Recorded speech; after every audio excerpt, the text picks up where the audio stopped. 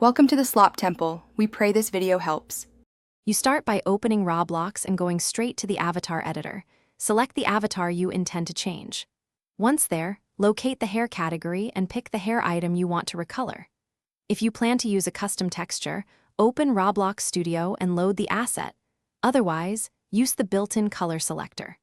Make sure you have permission for any private items, and note the default lighting. Colors can look different under Studio versus game lighting. Next, focus on color application.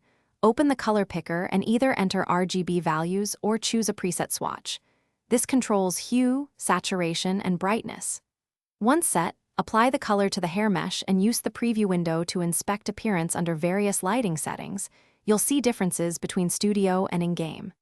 If you're using a decal or texture, edit it externally, re-upload, then assign it. Make sure to save frequently and create a backup version, so you can revert if needed. To finish, enter play mode and examine your avatar from multiple angles to confirm the hair color reads correctly in-game. If the color looks off, check your texture file's color profile and re-upload with corrected HSV values. If using Studio colors, toggle lighting settings to match the target environment. If changes fail to appear, clear Roblox cache or restart the client. Also verify you're editing the correct asset instance.